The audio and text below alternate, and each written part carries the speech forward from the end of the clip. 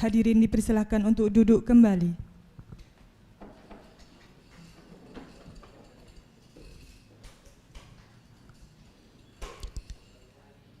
Assalamualaikum warahmatullahi wabarakatuh. Alhamdulillah wassalatu wassalamu ala rasulillah Sayyidina wa maulana Muhammad bin Abdillah, amma ba'd.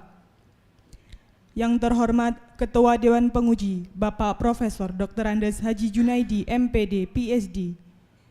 Yang kami hormati Sekretaris Dewan Penguji Bapak Profesor Bapak Profesor Haji Muhammad Mas'ud Said, MM, PhD.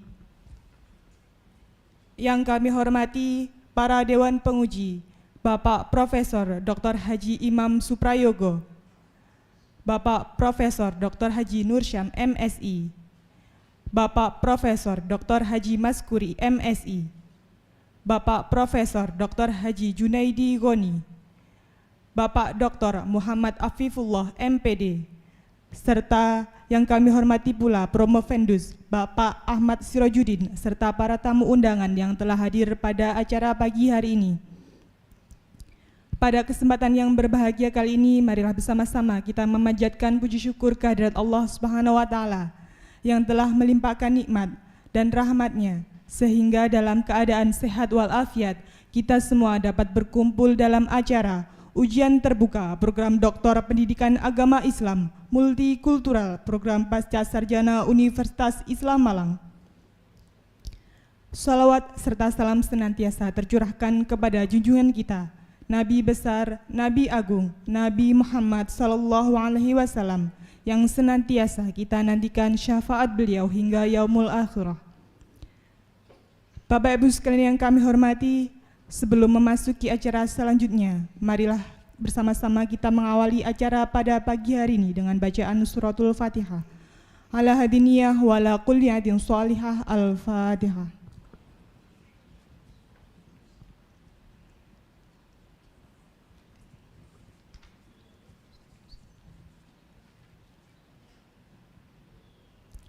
Amin amin ya robbal alamin.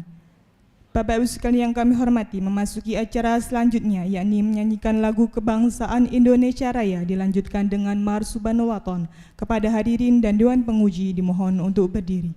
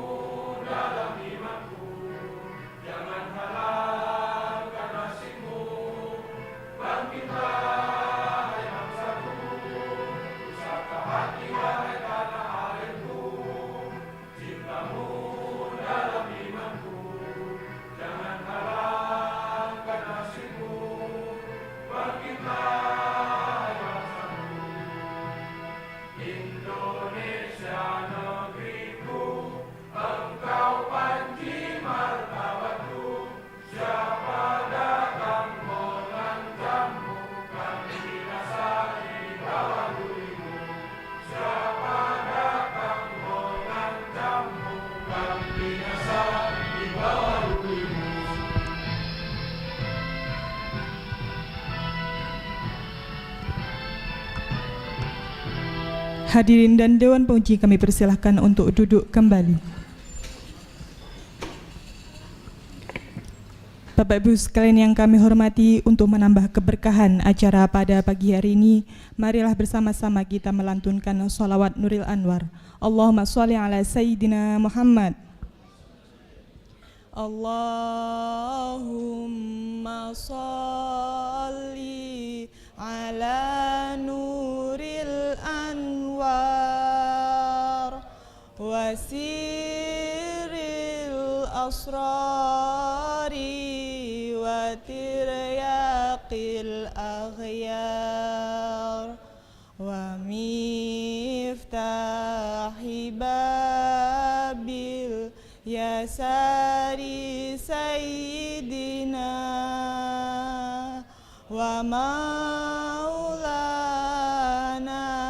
Muhammadinil muhtar wa alihil adhari wa ashabihil ahyar adada ni'amillahi wa ifdali adada ni'amillahi wa ifdali.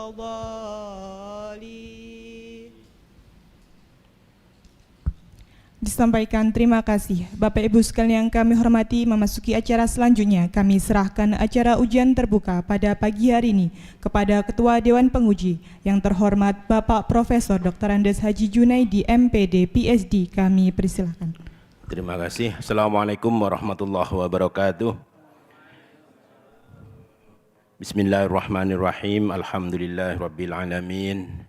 Wassalatu wassalamu ala asrofil anbiya'i wal mursalin sayyidina wa maulana Muhammadin. Allahumma salli wa sallim ala sayyidina Muhammad wa ala ali sayyidina Muhammad, amma ba'd.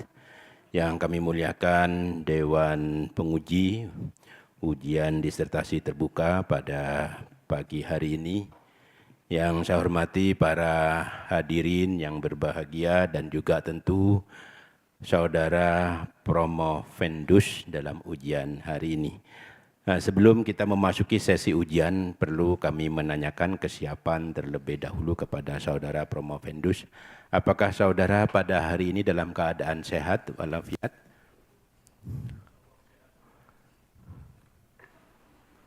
Insyaallah sehat. Oke, terima kasih. Dan apakah saudara siap untuk mengikuti ujian ini?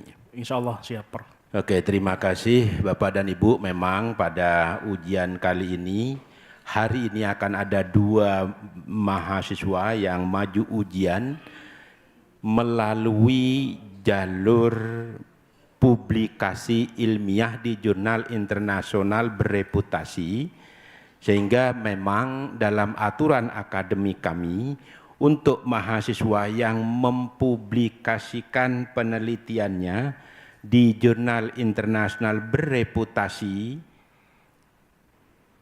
yang diindeks Scopus atau WOS, maka mahasiswa yang bersangkutan tidak perlu mengikuti sesi ujian tertutup, sehingga langsung ke ujian promosi. Untuk itu saya sampaikan selamat kepada Bapak Ahmad Syirajuddin. Untuk itu Dengan memohon ridha dari Allah Subhanahu wa taala seraya mengucap bismillahirrahmanirrahim. Ujian disertasi terbuka program pasca sarjana Universitas Islam Malang pada program studi program Doktor Pendidikan Agama Islam Multikultural dengan promovendus Saudara Ahmad Sirajuddin, nomor pokok mahasiswa 2220301111, hari ini Senin 7 Juli 2025 secara resmi kami nyatakan dibuka.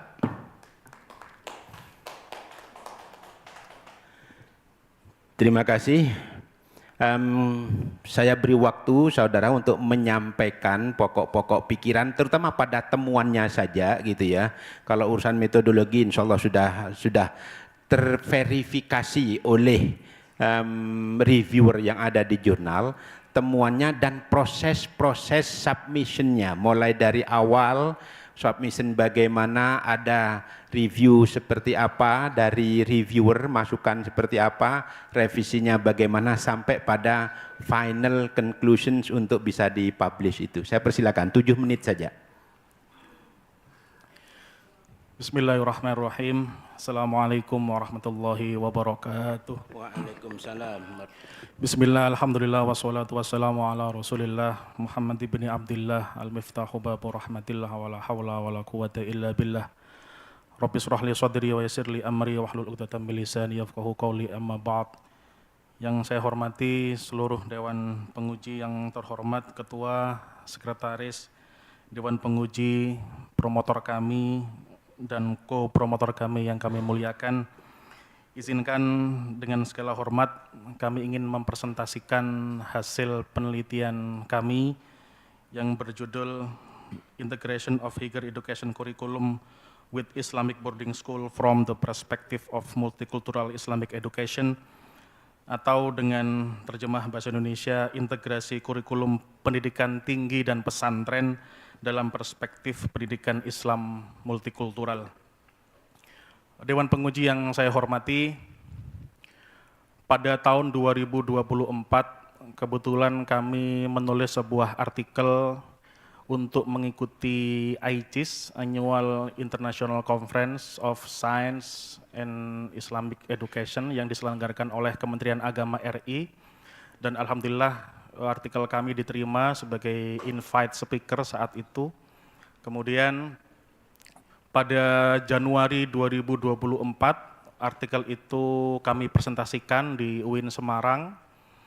Setelah dipresentasikan, kemudian difilterisasi, divalidasi, dan alhamdulillah tahap berikutnya kami dipercaya untuk didanai oleh AICIS, Kementerian Agama RI saat itu, kemudian merekomendasikan sesuai dengan skup dan tulisan yang setelah kami presentasikan saat itu, kebetulan diberikan rekomendasi adalah Nazruna, Jurnal Pendidikan Islam, begitu. Nah, dari kegiatan tersebut, program Kementerian Agama RI AICIS 2024 berlanjut dengan bentuk program pendampingan semacam pendampingan penulisan begitu, bahasa istilahnya pendampingan dan penerbitan begitu, Prof. Lah, pendampingan itu langsung didampingi oleh editor terkait untuk menstandarisasi, prepare sebelum submit dilakukan begitu. Dilakukan pendampingan tersebut secara online selama 3 bulan, 1 bulannya 2 pertemuan, setiap pertemuan dianggarkan, termasuk juga tentang penerbitan. Setelah 3 bulan tersebut, kira-kira akhir bulan tahun 2024 baru kami diberikan kesempatan oleh AICIS yang telah direkomendasikan oleh editor in chief tersebut untuk submit begitu, Prof. Pada sekitar September 2024 kalau tidak salah. Kemudian ada kemunduran karena hal yang berhubungan dengan kebijakan dan otoritas dari jurnal tersebut. Kemudian pada akhirnya baru di akhir atau awal 2025 baru saya melakukan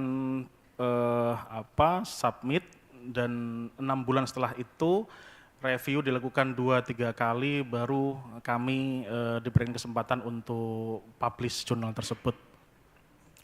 Salah satu hal yang menonjol meskipun telah dilakukan pendampingan jurnal oleh IJIS yang diselenggarakan dan didampingi oleh editor-in-chief secara langsung, dari 6 bulan kami submit itu direview 2 kali kalau tidak salah Prof.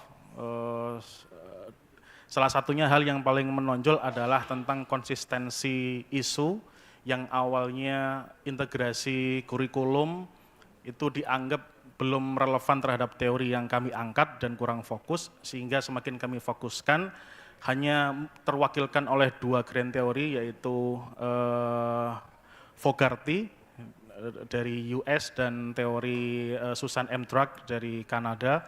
Kemudian berlanjut setelah itu adalah konsistensi tentang temuan dari setiap variabel yang diinginkan oleh Fogarty dan M. Drake tadi, termasuk juga hal-hal yang berhubungan dengan instrumen-instrumen tambahan penguat seperti lampiran wawancara yang telah direduksi, kemudian relevansi analisis dokumen sebagai penguat validasi data. Terakhir kemudian konsistensi tentang analisis, apakah kesesuaian ini sesuai dengan teori yang diangkat, ya, yang saya sandarkan dari Fogarty dan Drake. Kemudian pada akhirnya, terakhir finalisasinya adalah kualitas tentang referensi, yang awalnya kami melampirkan 35 kalau tidak salah, editor menginginkan penguat tambahan yang menguatkan terhadap referensi-referensi internasional bereputasi, begitu, sehingga kami melakukan penambahan ulang dan penyesuaian ulang, sehingga pada akhirnya kalau tidak salah insya Allah jumlah referensi terakhir sekitar 40 atau 45, begitu Prof. Nah, dari perjalanan itu pada akhirnya kami berhasil mempublikasi dan kemudian mendaftarkan artikel ini untuk kebutuhan ujian terbuka saya, dan selanjutnya izinkan kami untuk presentasikan hasil penelitian saya yang sesuai dengan fokus yang kami angkat. Yang pertama, kami mengangkat tentang bagaimana bentuk integrasi kurikulum yang ada di perguruan tinggi dan pesantren Amanatul Ummah, perspektif Islam multikultural. Bahwa yang pertama, integrasi dilakukan antara 2 sistem besar, yakni pesantren mewakili tradisi dan universitas mewakili akademik modern. Yang kedua, temuan bahwa bentuk kurikulum bukan hanya konten materi, tetapi juga isi di dalam kurikulum tersebut adalah budaya, kebijakan, lingkungan sosial, dan nilai-nilai keislaman. Temuan bentuk yang kedua bahwa kurikulum di dalamnya membangun koneksi antara ajaran Islam moderat, nilai multikultural, dan pengalaman lintas budaya. Kemudian bentuk yang keempat, kami menunjukkan bahwa ternyata kurikulum tidak hanya konten formal, tetapi asrama, bentuk pengajian, halakoh, dan interaksi sosial ternyata bagian aktif dari implementasi kurikulum terintegrasi ini. Yang kelima, kami menemukan bentuk bahwa dampak integrasi ini pada santri dan mahasiswa ternyata menjadi bagian keberhasilan karakter keagamaan moderat, sikap toleran, dan kompetensi global santri dan mahasiswa. Rekonstruksi yang saya temukan dari Fogarty bahwa jika Fogarty fokus terhadap satu arah konten, maka rekonstruksi yang kami temukan diperluas menjadi intra-institusional model, menjadi inter-institusional hybrid integration atau lintas sistem dan epistemologi. Rekonstruksi yang kedua, yang awalnya from content center integration to value center integration, fokus berpindah ke integrasi nilai dan pengalaman sosial. Rekonstruksi yang ketiga dari Fogarty, kami menemukan bahwa direkonstruksi menjadi holistik sosiokultural kurikulum model, di mana ruang informal menjadi bagian inti dari proses integrasi ini. Selanjutnya, Bagaimana fokus yang kedua, bagaimana proses integrasi kurikulum antara pesantren dan perguruan tinggi di perspektif pendidikan Islam multikultural. Kami menemukan bahwa proses integrasi tidak hanya antar mata kuliah seperti aswaja, kemudian mata kuliah pendidikan multikultural dan pendidikan entrepreneurship, tetapi juga antar institusi yang melibatkan pesantren dan universitas. Selanjutnya, proses yang kedua, kami menemukan hasil bahwa konteks penelitian ini adalah kombinasi lembaga tradisional yang mewakili pesantren dan modern yang diwakilkan oleh perguruan tinggi. Selanjutnya, proses yang ketiga, kami menemukan bahwa fokus penelitian ini pada standar spiritual dan sosial, dan pengalaman sosial lintas budaya.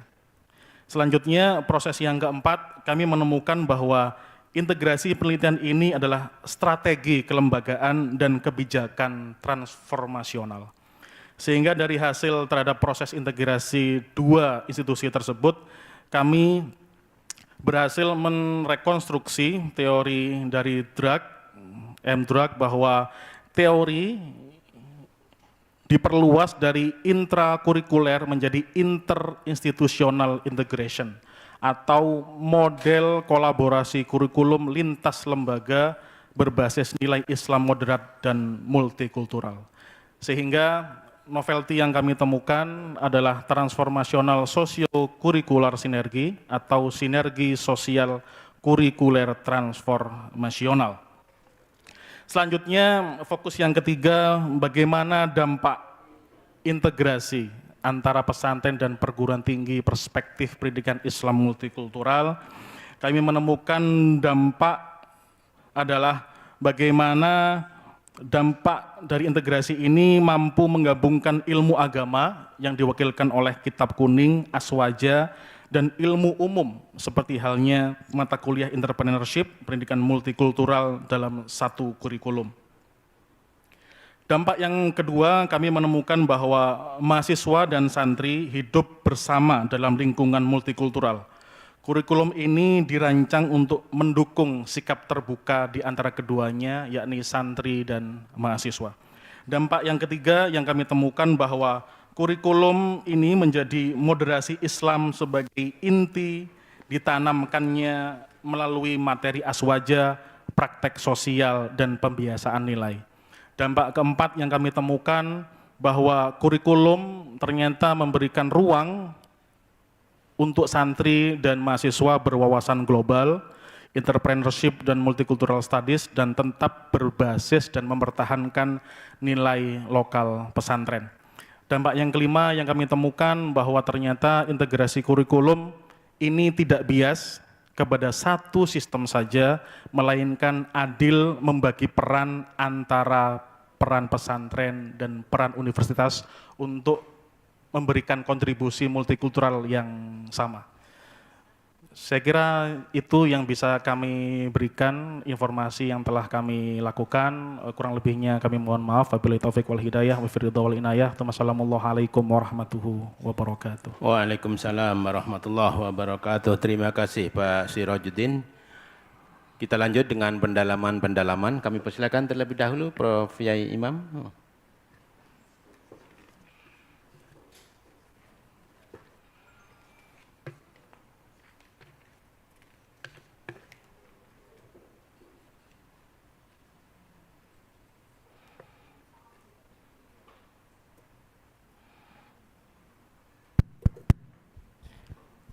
Terima kasih. Assalamualaikum warahmatullahi wabarakatuh. Waalaikumsalam warahmatullahi wabarakatuh. Pak Rektor, selaku Ketua Sidang, Pak Direktur Pasca Sarjana, promotor, para penguji, Saudara Ahmad Sirajuddin, dan juga para undangan yang berbahagia. Saya ingin konfirmasi saja gitu, karena naskah Anda sudah lewat sebuah proses yang panjang. Anda meneliti tentang integrasi kurikulum. perguruan tinggi dengan pesantren dalam perspektif pendidikan Islam multikultural. Lalu kalau saya dengarkan apa yang Anda katakan tadi, seolah-olah ada sesuatu yang baru, bahwa ada agama dengan berbagai disiplinnya, lalu ada umum. Saya ingat surat Al-Quran, Ali Imran 190, 91, yang di sana ada konsep ulul albab. Bukankah sebetulnya Al-Quran sudah menjelaskan itu? Dalam ulul albab itu kan orang selalu mengingat Allah tatkala berdiri, duduk, berbaring. Wa yatafakkaruna fi khalqis samawati wal ardh. Itu kan sains sebetulnya. Memikirkan penciptaan langit dan bumi, sains. Lalu diteruskan Robbana ma khalaqta hadza batila. Apa yang diciptakan oleh Allah itu tidak ada yang sia-sia. Agar tidak ada sia-sia, maka harus ada teknologi. Getaran-getaran ini yang di kanan kiri kita ini dulu kan sia-sia, baru bisa dipakai untuk ngirim berita itu kalau ada teknologi HP misalnya seperti itu. Karena itu sebetulnya kalau mengikuti ayat ini dalam Islam sendiri sudah lama yang seperti itu, dan ini tidak dicampur ya, tidak digabung, tapi disandingkan. Spiritual, ingat Allah, sains, lalu teknologi. Bahkan saya pernah membaca ya ayat Al-Quran yang terkait dengan ini. Kalau tidak salah di surat Al-A'raf ayat 179 dikatakan lakot darokna li jahannama, apa namanya, kasirom minal jinni wal insi lahum kulubun la yafqahuna biha walahum a'yunun la yubsiruna biha walahum adanun la yasma'una biha ulaika kal an'am balhum adollu. Ini semua sebetulnya kan sudah, bahwa Islam itu ya bicara itu. Kalau yang dulu Islam diformat hanya syariah, usuluddin, dakwah, itu karena belum menangkap Al-Quran yang holistik seperti ini. Gimana Anda Baik. memahami ini? Terima kasih Prof. Imam, izin memberikan tanggapan. Melihat observasi selama kami melakukan penelitian, tentu pesantren kiblatnya adalah Al-Quran dan hadis sebagai representasi keberhasilan pendidikan, Prof. Akan tetapi salah satu bagian cara pendidikan untuk menafsirkan dan melakukan kebenaran dari Al-Quran itu berbeda-beda. Lah, Amatul Ummah dan Universitas Kiai Haji Abdul Halim ini saya melihat bahwa salah satu tujuan untuk meraih kebenaran yang sudah dijelaskan oleh Prof. Imam, salah satunya adalah bentuk pesantren sampai ke perguruan tinggi, yang perguruan tinggi ini tidak boleh lepas dari nilai-nilai pesantren ini. Termasuk bahwa saya menemukan salah satu cara untuk mengamankan, mempertahankan ghiroh, hegemoni pesantren ini yang kental dengan nilai Islam ini, semuanya harus ngikut kiblat awalnya yaitu pesantren Antarul Ummah, termasuk Universitas Kiai Haji Abdul Halim ini, Prof. Jika tadi ada keraguan bahwa jika Islam sudah menawarkan holistik keilmuan, mengapa harus dipecah kembali? Saya melihat bahwa hari ini pesantren jika menjadi penguat dan kesepakatan bahwa pesantren menjadi kiblat utama keberhasilan nilai-nilai moral dan agama, maka perguruan tinggi belum tentu bisa melakukan kebenaran itu, Prof. Sehingga harapannya Universitas Kiai Haji Abdul Halim yang lahir dari rahim Amtul Ummah sedikit lebih mudah dan mengurangi resiko kegagalan, sehingga membuat tracking atau guide keberhasilan pendidikan perguruan tinggi melalui giroh dan pemikiran yang dipertahankan di pesantren tersebut, begitu, Prof. Sehingga harapannya di dalam perguruan tinggi itu juga harus mengikuti semua hal yang sudah dilakukan oleh pesantren sebelumnya. Salah satunya adalah tentang kurikulum ini, sehingga harapannya mahasiswa tidak hanya kuat terhadap kekuatan kompetensi kompetensi akal, tetapi juga kuat terhadap kompetensi spiritual dan sosial. Begitu, Prof. Maksud saya sebetulnya begini, jadi konsep holistik itu sudah ada sejak lama sebetulnya. Hanya lalu umat ini di dalam menangkap itu tidak mampu secara cepat, utuh, komprehensif, bertahap. Karena itulah maka sebetulnya kalau Anda mengkaji di Amanatul Ummah, nah itu sebetulnya itu adalah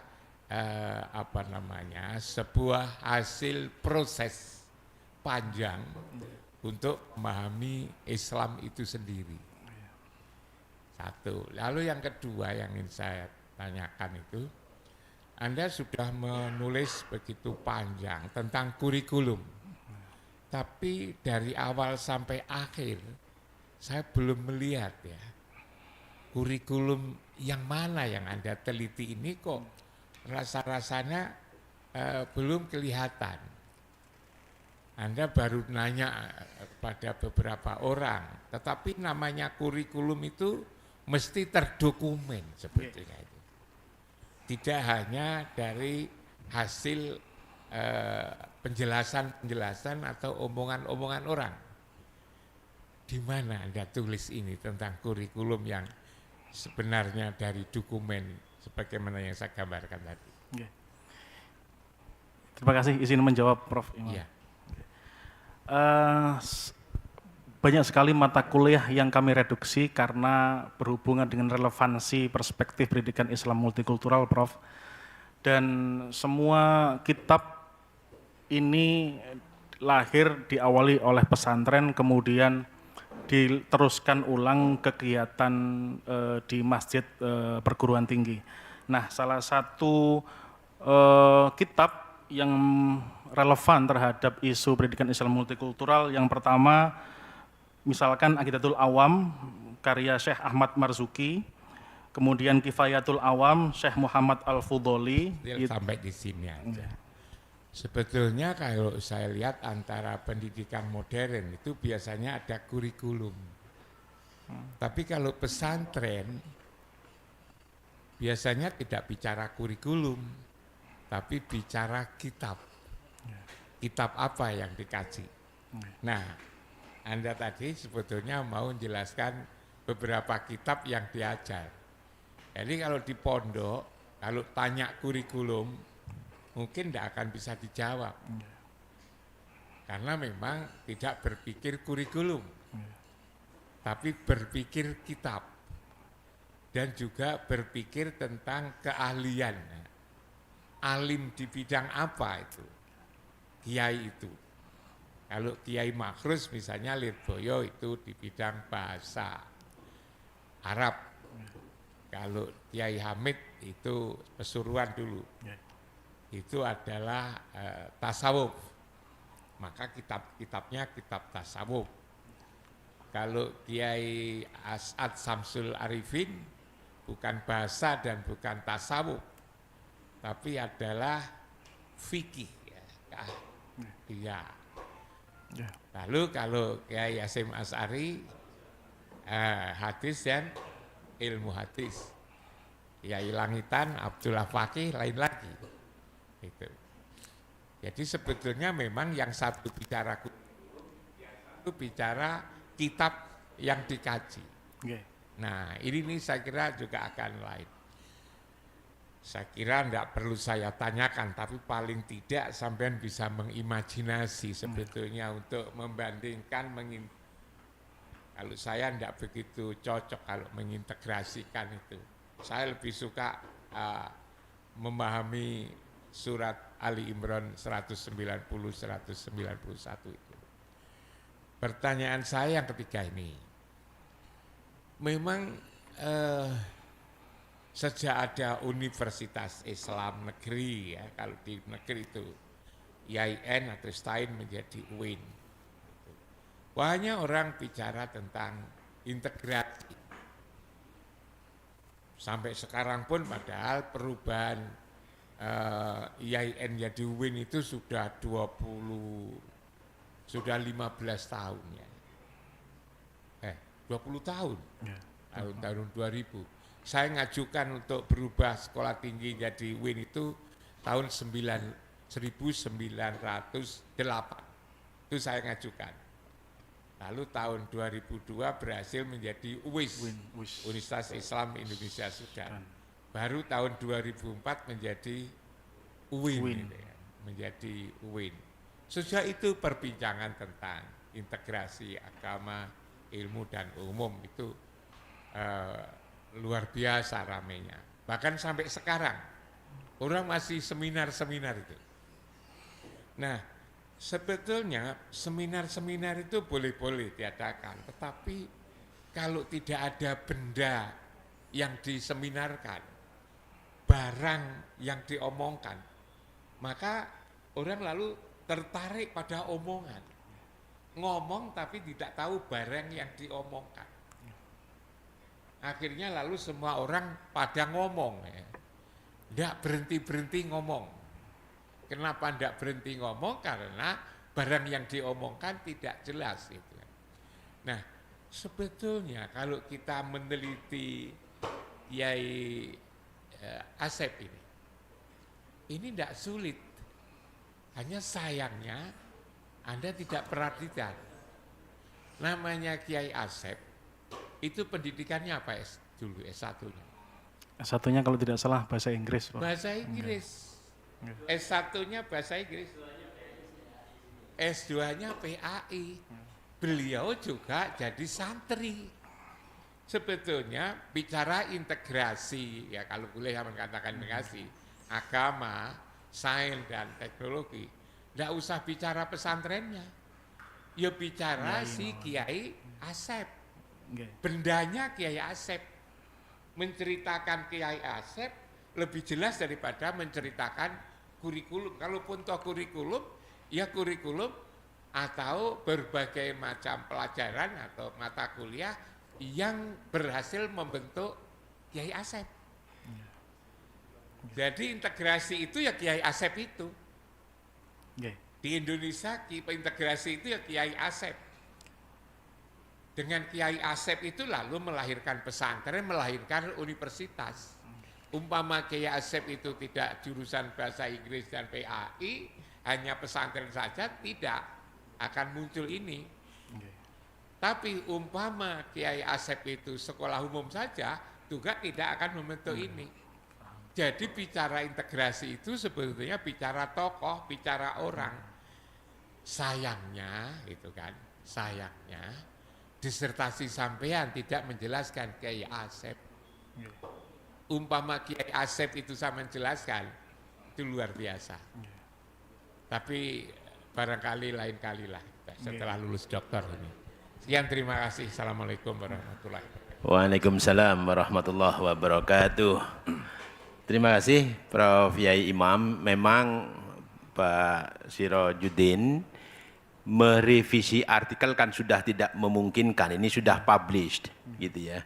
Sehingga diskusi kita lebih pada pengayaan pengetahuan, pemahaman, sehingga apa yang disampaikan oleh Prof. Yai Imam tadi dicatat untuk bahan kalau makan meneliti yang akan datang, maka poin-poin itu harus menjadi perhatian. Begitu ya Bapak ya.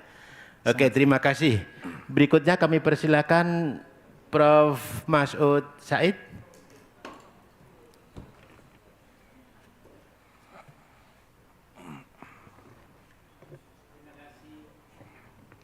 Terima kasih pimpinan sidang, para guru besar dan keluarga besar yang saya hormati. Selamat Pak Ahmad Sirajuddin. Untuk yang pertama kalinya atas nama pribadi maupun Direktur Pasca saya apresiasi atas capaian ini. Saya dengar proses dan hasil di sini sudah sangat sistematis, berjenjang, dan tervalidasi secara internasional. Sudah presentasi di Semarang, ada proses submission atau menyetorkan bahan, ada review, dan ada konsistensi yang dituntut, konsistensi dengan grand teori yang ada, konsistensi temuan di setiap variabel, konsistensi analisis, dan kualitas referensi. Yang pertama, are you also speaking English or Arabic? Tidak keduanya, Prof. Oh, tidak keduanya. Jadi bahasa Indonesia. Enggak. How do you translate? Bagaimana Anda mentranslasi from bahasa Indonesia to English? Saya memakai jasa translator, Prof. Ahli di bidang bahasa. Kemudian yang kedua, prosesnya setelah ditranslate adalah perbaikan tentang grammarnya, proofreadnya begitu, Prof. Kemudian sampai kalau tidak salah 3 kali tahapan, kemudian baru kami dikasih lampu hijau oleh editor in chief untuk submit. Begitu, Prof. Oke, terima kasih. Jujur itu ciri dokter. Nah, sekarang ke isi lagi. Apakah di Amanatul Ummah saya termasuk orang yang mengaku dekat dengan Amanatul Ummah maupun Pak Yai Asep? Ukurannya kalau sudah dijamu makan 5 kali berarti tepat.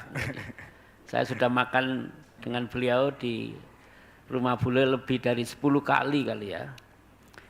Dan ketika bangun masjid itu, bangun kampus, jam 10 malam saya berdua di pojok untuk memikirkan hal-hal yang berkaitan dengan pengembangan kampus dan pondok pesantren, termasuk integrasi nilai akademik maupun akhlakul karimah maupun nilai spiritual. Sugeng rawuh, selamat datang para kiai bunyai.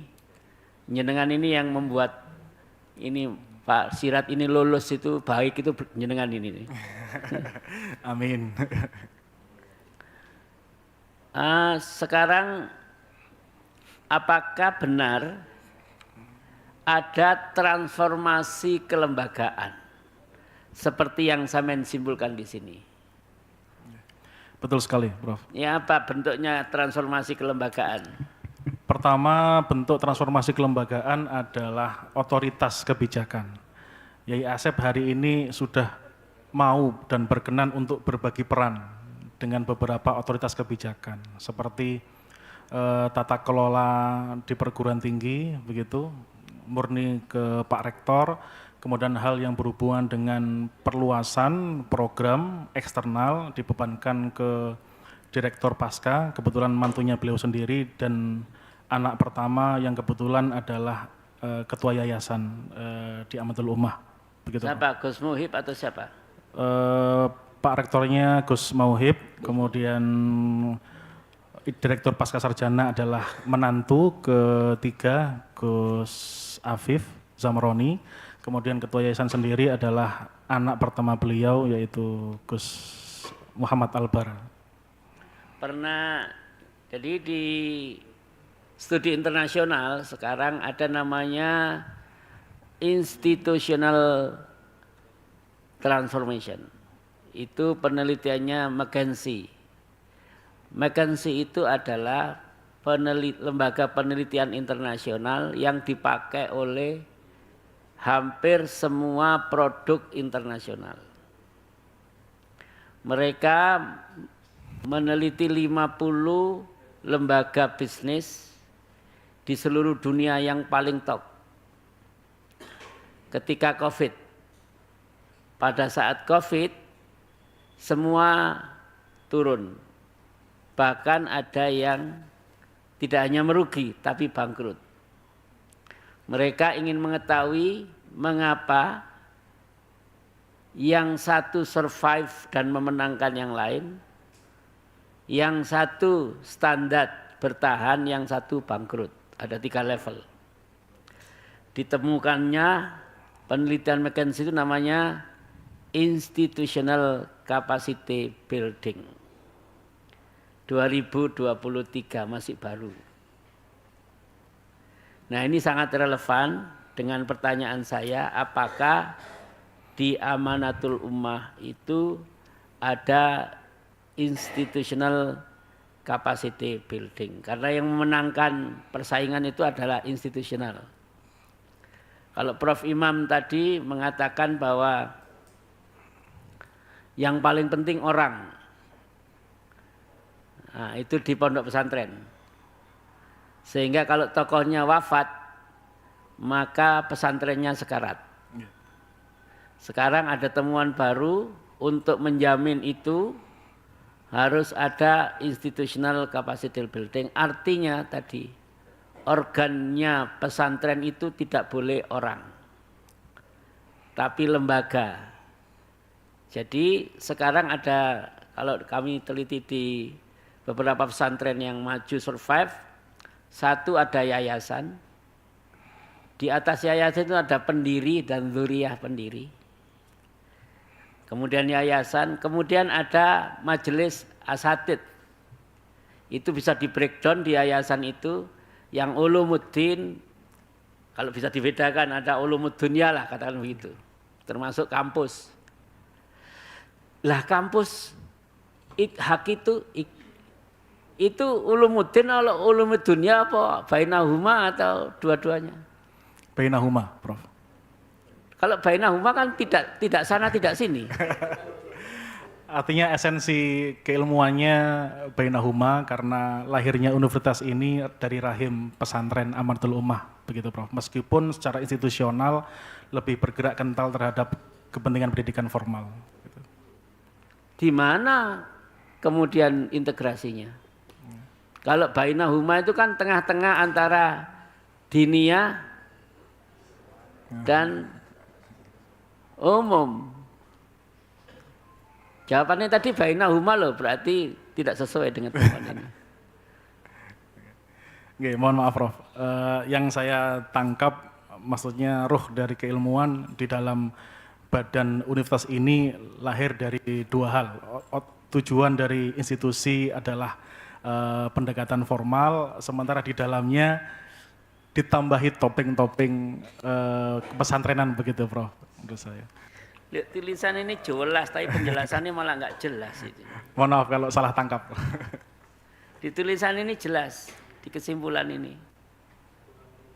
Sehingga panjenengan harus lebih memahami ini detailingnya. Baik, sekali lagi selamat ya. Bagi yang lain, hadiah dari jurnal internasional reputasi Q1 itu bighairi hisab, maksudnya nggak pakai tertutup tadi. Langsung terjun ke terbuka, dan terbukanya ya promosi betulan, nggak usah diperdalam. Walaupun tadi diperdalam ya juga kelagap-kelagap gitu ya.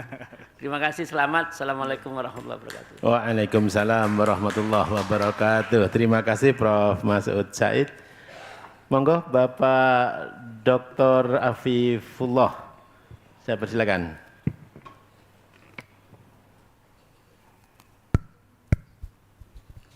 Terima kasih Prof. Selamat ke Pak Ahmad Sirajuddin, ujian terbuka melalui jalur publikasi.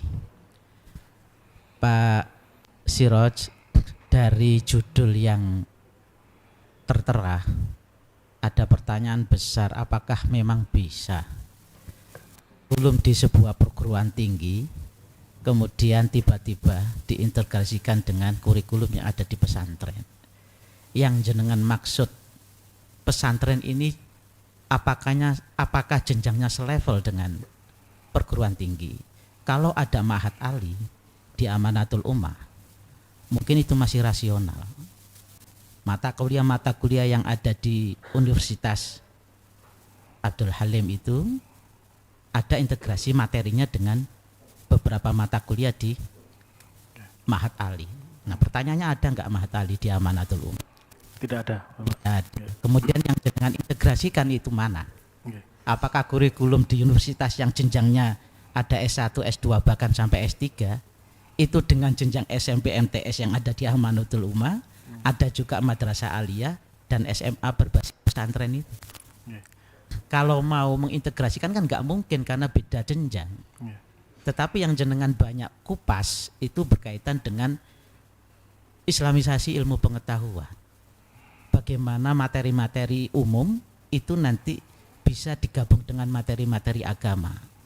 Jenengan juga terjebak terhadap atau pada persoalan dikotomi keilmuan. Itu yang jadi persoalan.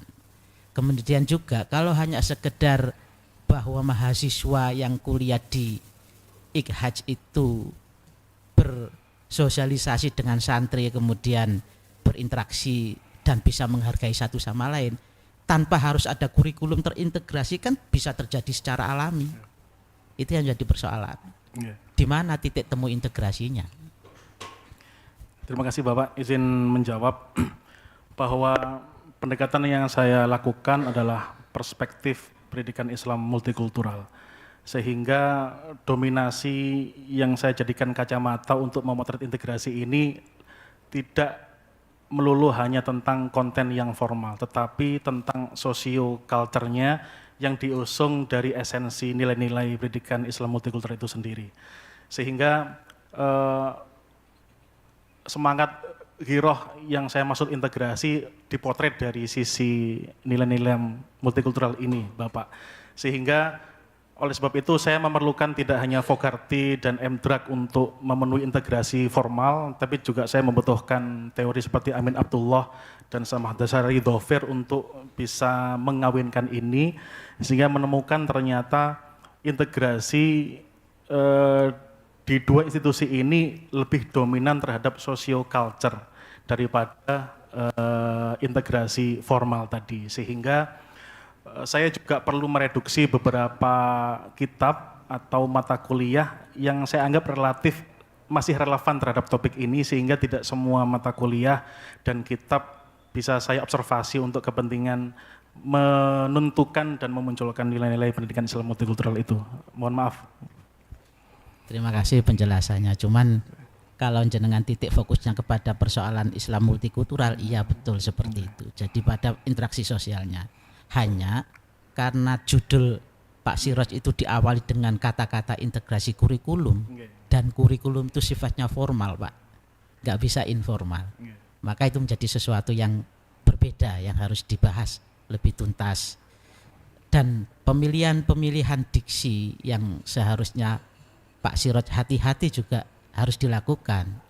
Modul ajar itu pengertian dalam keilmuan pendidikan sangat definitif. Orang kalau belajar melalui sebuah modul nggak boleh pindah ke bagian-bagian berikutnya kalau tidak lulus di bagian awal. Sedangkan gambar-gambar yang ada di artikel Pak Siroj itu apakah betul dijadikan modul ajar di sana? Apakah itu hanya sekedar bahan ajar? Coba dibedakan antara bahan ajar dengan modul ajar. Apalagi selaku kandidat doktor, jenengan juga harus mengkaitkan istilah modul ajar di kurikulum Merdeka itu ternyata disamakan dengan RPP.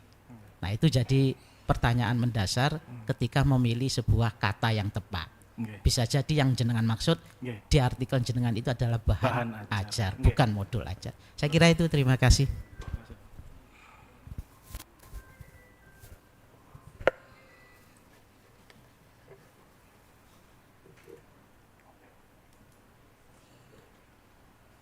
Terima kasih Bapak Dr. Afifullah.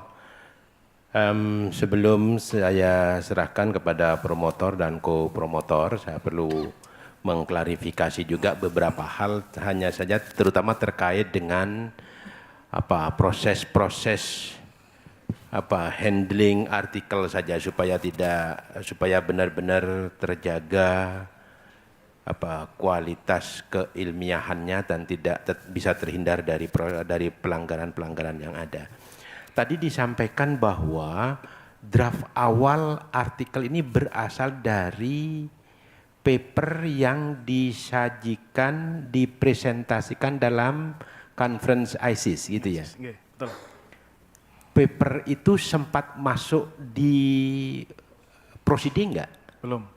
Oh belum. Karena memang. fokusnya memang ke artikel bereputasi internasional. Oh oke, ya Ada sudah. klaster-klaster sendiri. Oh oke, ya sudah, karena saya khawatir masuk di proceeding, karena kalau dimasuk di proceeding nanti akan terjadi pelanggaran etika Double submission. ilmiah, akan ada double submissions atau dianggap sebagai auto plagiarism, nah gitu Insya Allah ya. tidak. Oke, alhamdulillah tidak ya. Oke, good, aman.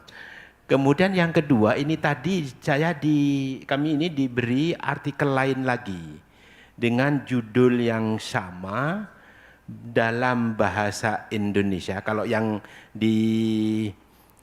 dipublikasikan di jurnal internasional kan berbahasa Inggris. Yang ini dalam jurnal At-Tazkiyah dari Universitas Islam Negeri Raden Intan, Lampung. Judulnya sama-sama terbit di 2022. Saya tanya esensinya beda apa enggak ya keduanya ini? Nggih. Izin menjawab, Prof. Iya. Hasil musyawarah dengan promotor bahwa kami mengajukan 3 fokus karena jumlah kata di artikel Scopus terbatas sekali, harus 7.000 sampai 8.000. Kemudian promotor kami memberikan rekomendasi perlu dipecah sehingga lebih fokus dan dalam. Sehingga kesepakatannya fokus pertama kita jadikan artikel untuk submit ke Sinta 2. Dan alhamdulillah kebetulan diterima di Sinta 2 Tazkiyah ini, Prof, di UIN Lampung. Kemudian sisanya fokus 2 dan 3 fokus untuk kebutuhan IJIS tadi itu, Prof. Nah, mohon maaf karena tadi sebelum ujian Bu Dwi sempat menginginkan hasil dari fokus pertama juga harus dilampirkan. Kemudian saya terburu-buru berkomunikasi ke Pak Ihsan di depan, ternyata ini bukan hasil terakhir publikasinya, karena publikasi terakhir adalah bahasa Inggris, Prof. Setelah akhir revisi itu adalah bahasa Inggris. Oh, yang di Sinta 2. At-Tazkiyah ini juga berbahasa Inggris sebenarnya. Betul. Dan baru saja kemarin dapat notifikasi di email dari Sinta 2 oleh editor apakah sudah dianggap pas, sesuai dan benar begitu. Kemudian saya konfirmasi perlu ada revisi perubahan judul untuk menghindari kesamaan dengan yang di Scopus, sehingga saya mengajukannya langsung ke fokus saja, langsung saya bilang bentuk begitu, Prof. Sehingga sudah saya ajukan, mungkin beberapa bulan ini sudah ada perubahan sehingga tidak terjadi benturan Oh, judul. berarti yang di At-Tazkiyah belum publish. Sudah, tapi ada notifikasi apakah ada perubahan, nah begitu, Prof. Sehingga diberikan kesempatan jika memang setelah dipublish itu ada perubahan, masih ada kesempatan ada perubahan, begitu, Prof. Oh, maksud saya begini, saran saja, karena ini kan 2 artikel yang terkait sebenarnya, maka mana yang terbit lebih dahulu itu dirujuk juga di sini di yang terbit berikutnya gitu loh, sehingga ada perujukan atas karya sendiri gitu ya. Tapi bukan karya yang sama memang, nah gitu ya. Itu akan lebih bagus sehingga nanti di sini dalam pelacakan karya punya jenengan itu sudah dirujuk di Q1, sudah dirujuk di Sinta walaupun perujuknya adalah penulis yang sama gitu ya. Oke, nggih, terima kasih. Itu saran saya saja kalau memang masih memungkinkan. Nggih, terima kasih. Mungkin bisa dilanjut Prof. Maskuri, saya persilakan. Baik, terima kasih Pak Ketua, Pak Rektor, dan seluruh Dewan Penguji yang saya hormati. Selamat ya Pak Ahmad Sirajuddin, tekun dan juga santun, konsultasinya juga aktif, saya senang sekali. Tapi saya sempat worry, terus terang. Worry saya adalah, ini terbit apa enggak ini? Kalau enggak terbit, wah ini jadi masalah ini.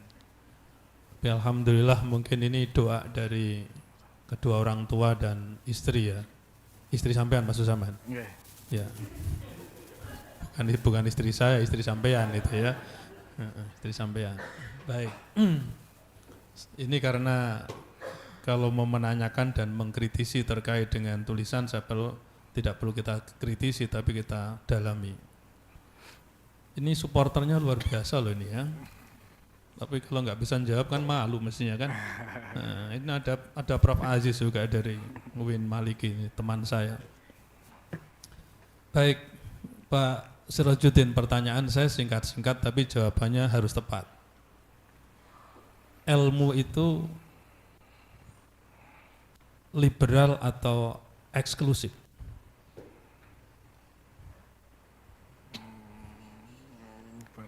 Itu pilihan itu. Dan mudah dijawab.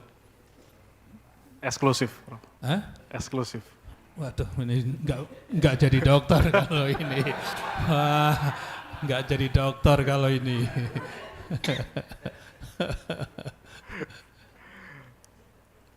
Masih mau merevisi atau tetap saja?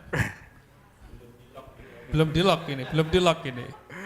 Logika saya berpikir kalau eksklusif itu karena tetap, maka kalau konteksnya adalah ilmu Tuhan, maka tidak ada celah sedikit pun untuk kita untuk bisa merubah itu, Prof.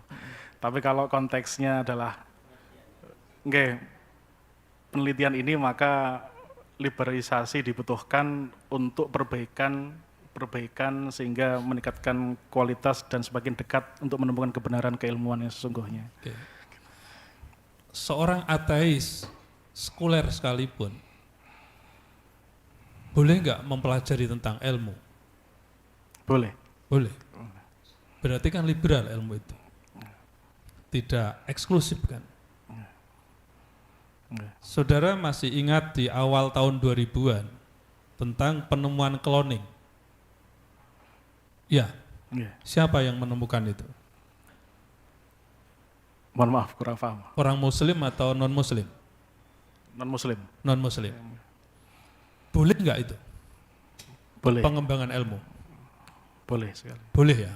Oke. Sekarang saya tanya yang kedua. Ilmu itu bersumber dari apa? Dari fenomena apa? Fenomena realita kehidupan. Ini dalam ini. Karena sudah jurnalnya jurnal internasional soalnya.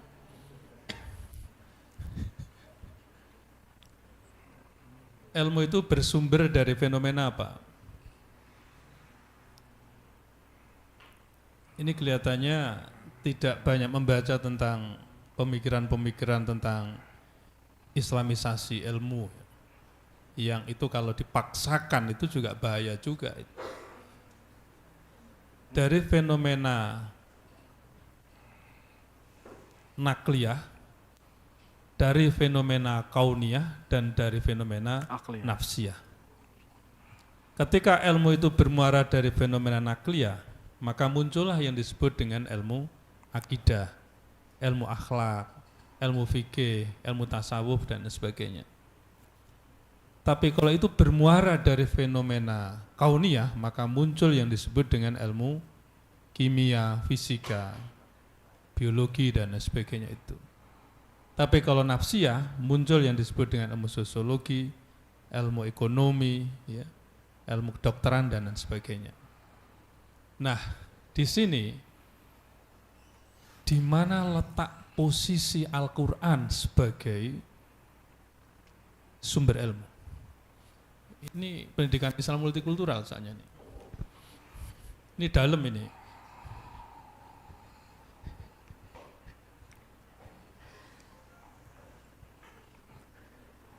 Ini nggak lulus kalau ini. Kalau keliru nggak lulus kalau ini. Saya kira sumbernya tetap di nakliyah, Prof. Meskipun pada perjalanannya holistik keseluruhan selalu berhubungan. Iya. Jadi posisi Al-Quran itu sebagai nilai etik, boleh dan tidaknya dalam pengembangan ilmu. Jadi pada saat itu ketika cloning itu ditemukan, ya, atau menemukan cloning, manusia itu boleh nggak di-cloning? Ini kalau nggak bisa juga nggak lulus juga. Sudah beberapa kali ini. Secara perspektif agama tidak boleh, Prof. Oke. Secara liberalisasi boleh. Kenapa? Sudah jawabannya yang sudah benar itu jangan ditambah-tambah. Kembali ke Malah salah etika, nanti. kembali ke etika nakliyah Oke, tadi. Oke. Jadi kenapa tidak boleh?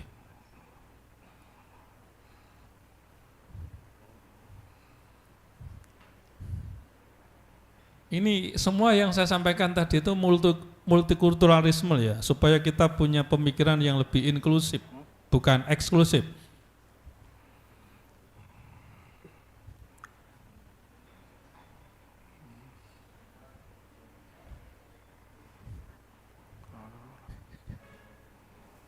Ya itu nanti kaitannya dengan hak waris kan ya, kaitannya dengan hak wali kan gitu kan.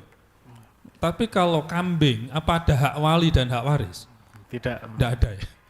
Itu bedanya di situ itu. Kenapa nggak boleh di-cloning gitu ya? Maka disitulah hadirnya Al-Quran untuk memberikan nilai etik boleh dan tidaknya untuk mengembangkan ilmu.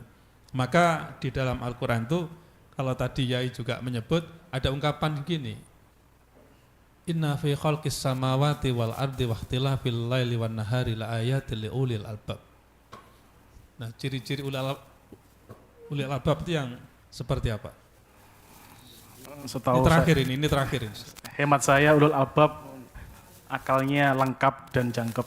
Akal yang lengkap maksudnya tidak hanya kompetensinya akal, tapi juga rasa yang berhubungan dengan nilai-nilai tadi, Prof. Pokoknya kalau dokter itu mesti harus memerinci, bukan general begitu gitu ya. Ya, kalaupun terlulus nih karena syafaat kira-kira gitulah. Ya. Oke, terima kasih, sukses. Ngapunten. Mas Rajuddin, ya. Saya kembalikan Pak Ketua. Oke, terima kasih Prof. Masyukuri. Terakhir Prof. Jun Goni, saya persilakan. Terima kasih Prof. Assalamualaikum warahmatullahi wabarakatuh. Ucapan selamat pada Sirajuddin yang telah sampai pada titik akhir kehidupan kampus saudara.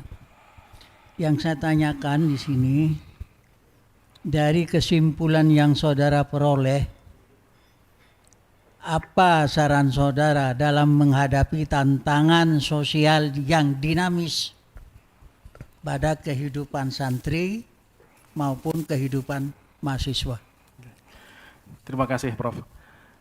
Dilihat dari hasil temuan penelitian saya bahwa salah satu yang bisa direkomendasikan untuk kepentingan ilmiah bahwa ekosistem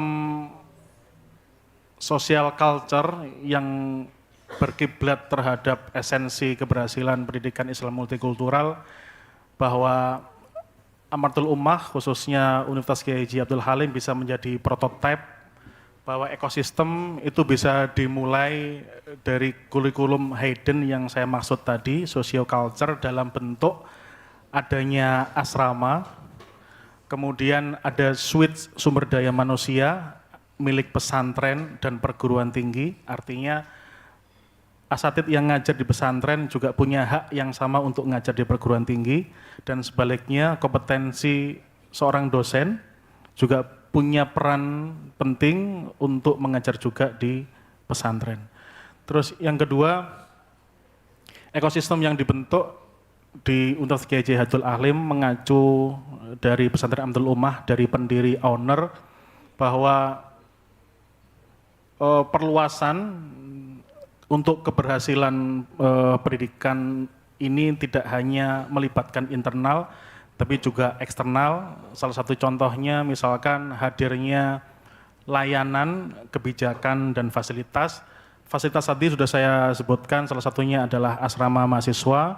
Kemudian layanan tadi kami memulai layanan dari pagi sampai malam hari, mengakomodasi lintas kepentingan dan kebutuhan pendidikan, baik orang yang tidak bekerja, orang yang bekerja, begitu sampai orang yang lembur pun juga masih punya kesempatan untuk kuliah. Adapun kebijakan lahir dari otoritas pendiri bahwa program beasiswa itu menjadi kesempatan penting bahwa hadirnya mahasiswa dan santri dari 34 provinsi termasuk 6 negara itu menjadi pendorong tambahan kompetensi sosial yang luar biasa untuk calon lulusan santri Amdul Ummah dan mahasiswa Universitas Kiai Haji Abdul Halim. Saya kira itu Prof yang bisa saya berikan. Terima kasih Prof. Cukup dari Oke, terima kasih Prof Junaidi Goni, Saudara Promovendus, Bapak dan Ibu hadirin semua. Kita masih memproses nilai-nilai yang ada yang diberikan oleh masing-masing Dewan Penguji dan insya Allah rekapitulasi juga sudah selesai sehingga sidang tidak perlu kami skors, langsung saja kami bacakan keputusan dari Dewan Penguji. Izin membacakan keputusan Dewan Penguji. Keputusan Dewan Penguji nomor 245-R613-R-U-11-L-16 tentang penetapan kelulusan ujian disertasi terbuka program Doktor Pendidikan Agama Islam Multikultural program Pasca Sarjana Universitas Islam Malang dengan Promovendus atas nama Ahmad Sirajuddin SPDI MPDI nomor pokok mahasiswa 222030111011. Bismillahirrahmanirrahim. Dewan Penguji Ujian Disertasi Terbuka Program Doktor Pendidikan Agama Islam Multikultural Universitas Islam Malang menimbang A dan seterusnya, mengingat satu dan seterusnya, memperhatikan hasil rapat Dewan Penguji Ujian Disertasi Terbuka dengan Promovendus atas nama Ahmad Sirajuddin SPDI MPDI tanggal 7 Juli 2025 memutuskan menetapkan pertama, saudara Ahmad Sirajuddin SPDI MPDI dinyatakan lulus dalam ujian disertasi terbuka program studi Doktor Pendidikan Agama Islam Multikultural program Pasca Sarjana Universitas Islam Malang dengan nilai A dengan predikat dengan pujian. Kedua, saudara Ahmad Sirajuddin berhak secara resmi menyandang gelar doktor sesuai dengan peraturan yang berlaku setelah diterbitkannya penetapan yudisium oleh rektor. Ketiga, surat keputusan ini berlaku sejak tanggal ditetapkan dan akan diadakan perbaikan sebagaimana mestinya jika terdapat kekeliruan dalam penetapannya. Ditetapkan di Malang tanggal 7 Juli 2025, Ketua Dewan Penguji Profesor Dr. Andes Haji Junaidi MPD PhD ditandatangani. Selamat kepada saudara Ahmad Sirajuddin SPD MPDI yang pada hari ini telah lulus dalam ujian program doktor dan akan menyandang gelar doktor. Saudara adalah lulusan program doktor lulusan yang ke-120 dari program Pasca Sarjana Universitas Islam Malang. Selamat. Untuk itu tolong berkas-berkas yang diperlukan untuk pengajuan yudisiumnya segera dipenuhi karena publikasi internasional sudah terpenuhi sehingga bisa segera diterbitkan SK yudisiumnya. Terima kasih. Saya persilakan untuk bisa maju ke depan menerima SK ini. Hadirin dan Dewan Penguji kami mohon untuk berdiri.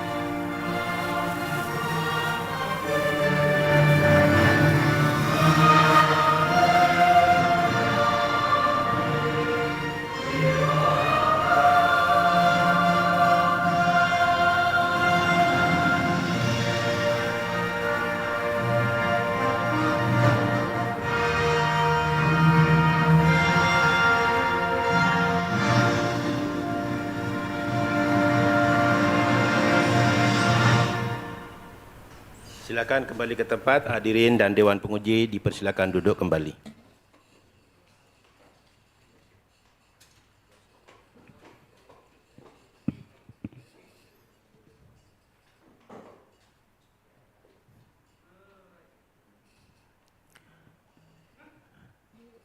Berikutnya kami persilakan Saudara Ahmad Sirajuddin, tetap berdiri Bapak. Oke, terima kasih. Silakan. Saya beri waktu sekitar 3 menit untuk menyampaikan kesan-kesannya selama studi di Unisma. Saya persilakan. Bismillahirrahmanirrahim. Assalamualaikum warahmatullahi wabarakatuh. Waalaikumsalam warahmatullahi. Yang kami hormati Gubernur Provinsi Jawa Timur, Pembina LPPD, Ibu Dr. Hajah Khofifah Indar Parawansa, semoga senantiasa diberi kesehatan dan kemudahan dalam memimpin Provinsi Jawa Timur. Saya mewakili teman-teman penerima beasiswa LPPD mengucapkan banyak terima kasih. Kebijakan Ibu sangat bermanfaat untuk kami. Yang saya hormati Bapak Rektor Universitas Islam Malang sekaligus sebagai Ketua Penguji Profesor Dr. Haji Junaidi Mistar.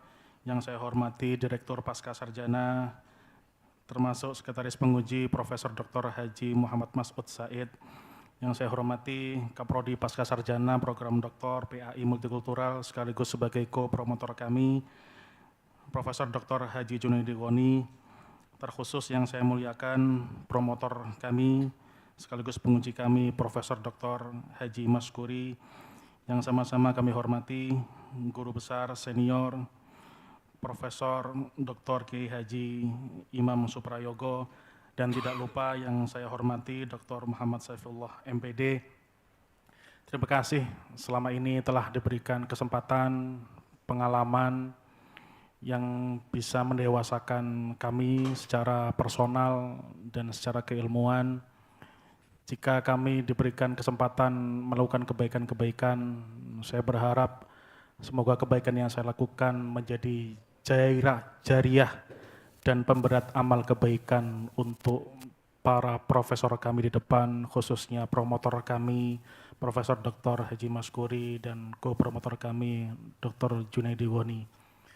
Yang kedua, saya memohon maaf atas nama pribadi sebagai manusia biasa jika pernah di kelas atau selama bimbingan atau selama berinteraksi memiliki kelemahan, kesalahan. Atas nama pribadi kami memohon maklum, memohon maaf dan memohon ridhonya kepada para guru kami sekalian. Dan tidak lupa ucapan terima kasih kami kepada segenap keluarga besar, 3 orang tua kami, istri kami dan anak-anak kami yang mendukung kami sampai saat ini. Ucapan terima kasih tidak akan bisa menggambarkan rasa ini selain hanya rasa syukur kepada Allah Subhanahu wa Ta'ala.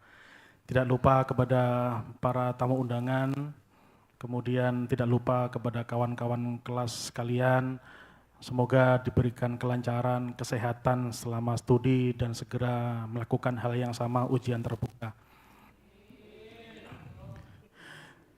Terakhir, saya memberikan dukungan moral dan doa penuh terhadap keberhasilan Universitas Islam Malang.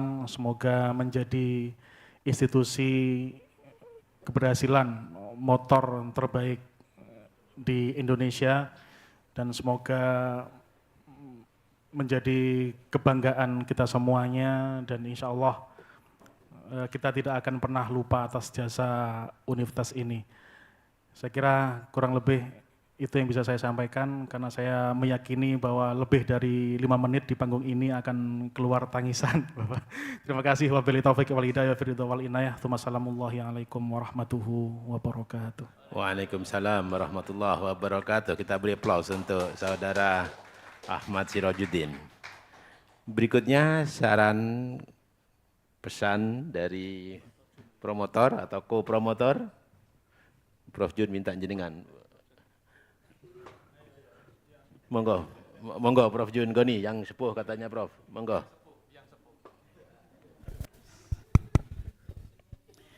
Assalamualaikum warahmatullahi wabarakatuh. Selamat Sirajuddin. Sekali lagi selamat. Kembangkan terus ilmumu. Jangan lupa jaket itu. Itu pertanda bahwa kamu alumni Unisma. Sebarkan. Hanya itulah pesan saya. Mudah-mudahan bermanfaat. Sekian, terima kasih. Terima kasih Prof Jun Goni. Mumpung banyak kiai dari Pondok Pesantren Miftahul Ummah, kami mohon salah satu untuk bisa memimpin doa. Kami mohon bantuan. Monggo Pak Ahmad Sirajuddin, siapa yang bisa? Abah.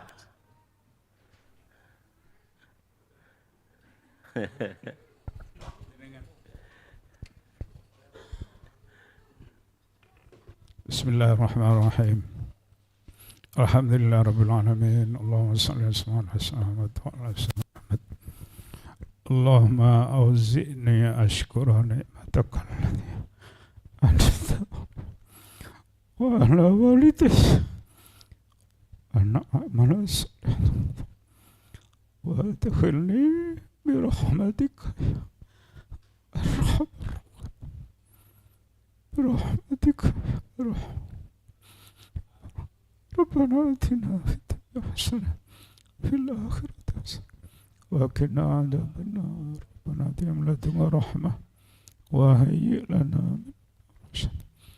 وصلى الله على سيدنا محمد. الحمد لله رب العالمين.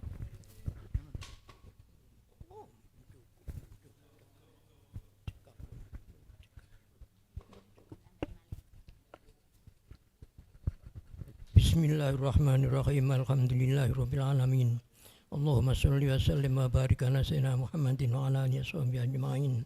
Allahumma lakal hamdu wa ilaikal mustaka wa antal musta'an wa la hawla wa la quwata illa billahil aliyyil azim. Wa nasta'inuka ala fasadin fina wa nas'aluka sholaha amrina kullihi.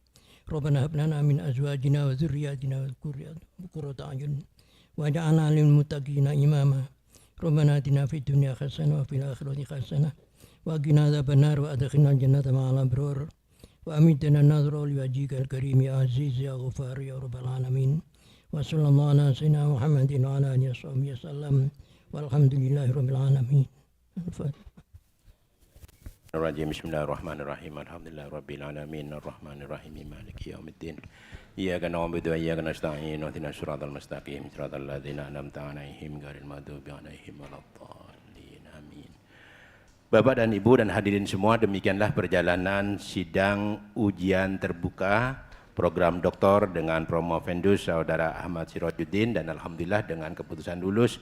Mudah-mudahan ilmu yang diterima, yang diperoleh dari Unisma ini menjadi ilmu yang bermanfaat, berkah bermanfaat untuk saudara sendiri, untuk keluarga, dan juga untuk institusi.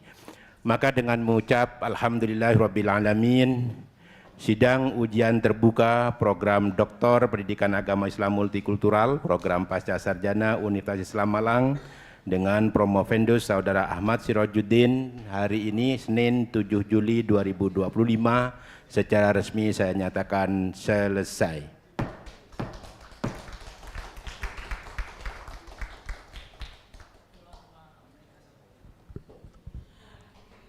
Bapak Ibu sekalian yang kami hormati, demikianlah tadi prosesi ujian terbuka program Doktor Pendidikan Agama Islam Multikultural atas nama Bapak Ahmad Sirajuddin.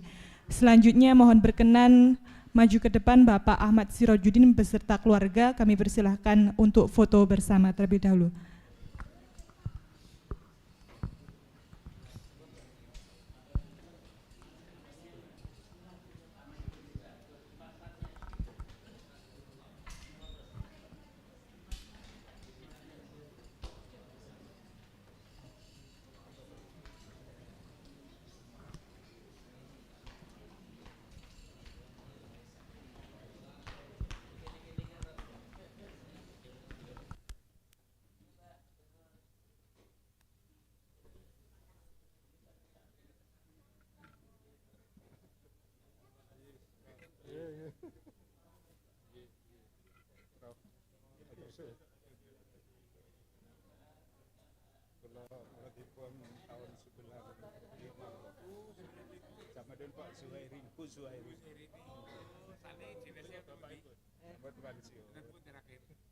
Sukoharjo.